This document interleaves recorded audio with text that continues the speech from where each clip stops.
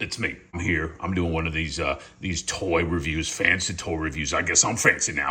Let's just dive right into it. This is the almost said the B word. We're gonna skip past that, but this is the Dante's Inferno room. All right, is it a whorehouse? Is it a strip club? I don't know. All right, it was in the movie for 10 seconds, but it's here. It's from a company called NECA. Okay, that I can't say. All right, it's got each letter lights up in sequence. It's right there, and then nearly 18-inch tall, almost 24-inch wide when fully assembled. Okay, those dimensions. It's kind of like something else I know. I'm talking about my junk. And then you got this handsome fellow right there. Figure includes interchangeable faceplates and hands. Inferno room deluxe set. And you got this long box, all right. And you turn it over and, sandworms. You know I hate them. We all hate them. Feature and light up sign again. And there's me again. Includes ultimate spot code. Almost said the name. Don't ever say the B word. Just like you should never pay $230 for a facade. Is that what this is? Is it worth it? Let's see. We're going to open it up. Come on.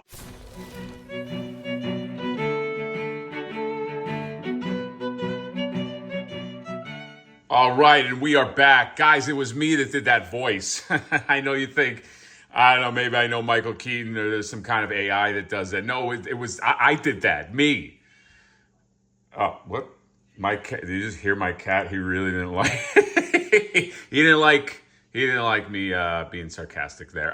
Let's talk about this. The Dante's Inferno room, it's called deluxe set. The box says this is a deluxe set. It's interesting choice of words, okay? Because this is, if you're expecting this to be like a play set, I mean, I don't know how much, what kind of play you're gonna get here, okay? It's not. It's a facade, which is fair. Because in the movie, it was also a facade. You know what I mean? Like, there was, that whole thing was like a storefront. Like, if you watch that scene again, they don't show it from any angle but from the front. It's basically like a carnival front. You know what I mean? And that also goes for just the perspective, like the wonky kind of like German Impressionism sort of perspectives that everything has. This is, you see this in Tim Burton movies a lot. You see this in other movies where it's just like angular signs and how that looks kind of askew. Nothing is parallel. Nothing is uniform. Everything is kind of all over the place. So it has that style. It's really interesting because this is pretty much adapting what you're seeing in the movie, except for one thing, the lighting dynamic. And I guess that's kind of like the rub. We'll get into the figure in a second, but like, it's like these. So I'll show you the lights that work. Hint, it's just this Dante's part, and it's really cool. But this has the opportunity to just like light up, like just be something that like you can plug it in, and it just, everything is lit up, and it's just like, oh my God, this is so cool. The problem is that would have come with like a crazy price. In terms of price, this whole thing, I looked it up, it was like $180, and then it was like, with the shipping was $28, and with everything to my door, it came out to like $230, okay? So the $180, and then you gotta figure this, you gotta figure that this figure comes with it, so you gotta take out $30 just right off the top, okay? So essentially, it becomes like, again, take away shipping and all that, like a $150 facade. And I will say it is very eye-catching. I'm glad to have this. Because I love this movie, okay? I know, there's a lot of movies to choose from in the 80s. This is definitely in my top 10. I love it more than Ghostbusters. This one just really spoke to me, okay? Maybe I have some kind of connection with a character like this. I don't know, okay? But like this is one of my favorite movies. By the way, I know I had like that whole Ghostbusters dissertation of like, Ghostbusters is a franchise, but is it like really a franchise? Like the movies, like the sequels, do they feel like a reach? I'd say the same thing about Beetlejuice. Like it's like to me like a one and done awesome movie. And, that's it. But I love it. Okay. So, when I saw this, I was like, when am I gonna get another chance to get something like this? And the reason why I like this too is because I know they're coming out with some more Beetlejuice figures, sandworm, this and that. It'd be nice just to have this all here. This becomes just unless they make like another kind of like facade, which they could. I mean, the DMV would be awesome. You know, very visual. You know what I mean? But I don't know. I had to kind of jump on this, but it's when you look at this closely, it almost makes you feel like I wish. How do I say this? It's like I wish they could have charged more and given you like an upscale version of everything lit up, like where like all this stuff.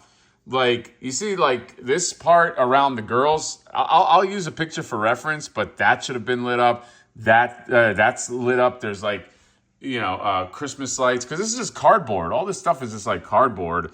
The air condition thing right there. That wall, I wish it was like a real wall. That's like, again, it's just like, it's paper goods, okay? This is real right here. This is plastic. The live nude would have been awesome.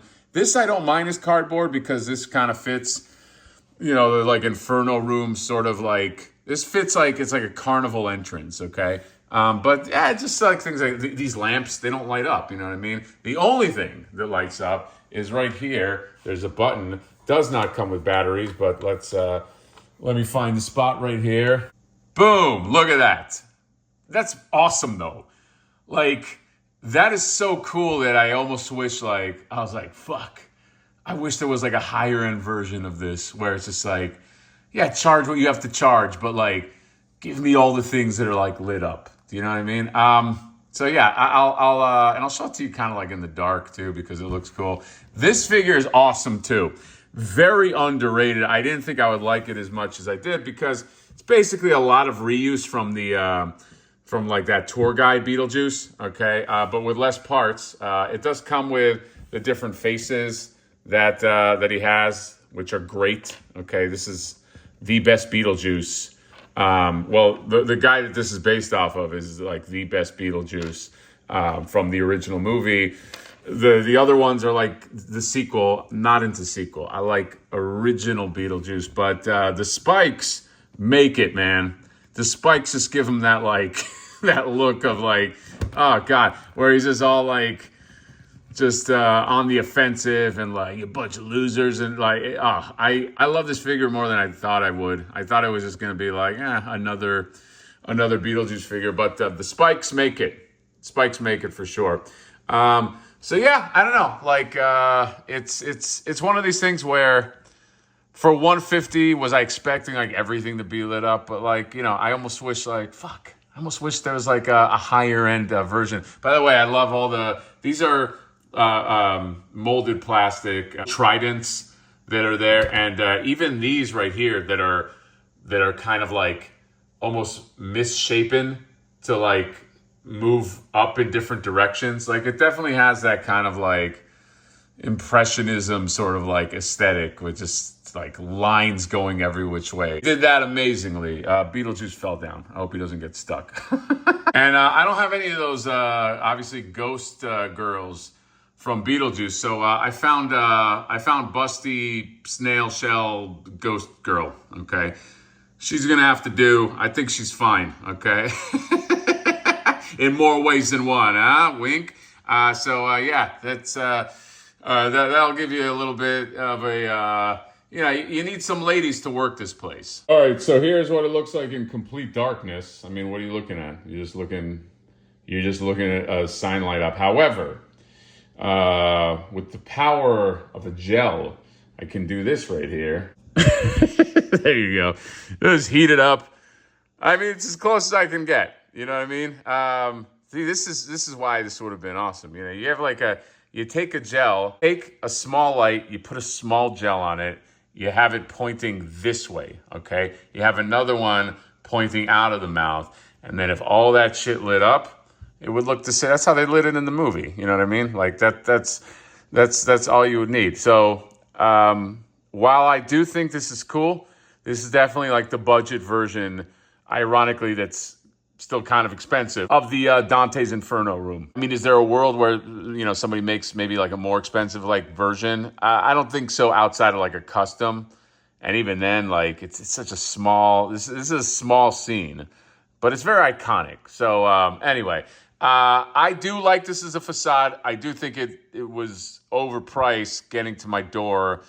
I feel like, it was 180. I feel like 125 to 150 may have been the sweet spot, considering it's a lot of cardboard. But 150, I think, probably would have been sort of realistic. I would have loved 150 to my door. Okay, 230 to the door. Just kind of, it was a little much. But this is a really cool figure. And I love this movie. I'll figure out a way or a place to put this. And this will become like my backdrop for all of my Beetlejuice figures. Oh, that's it. Let me know what you guys think.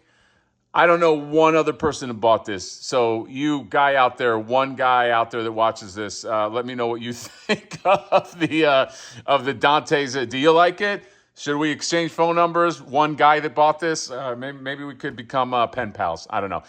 See you later. Bye-bye.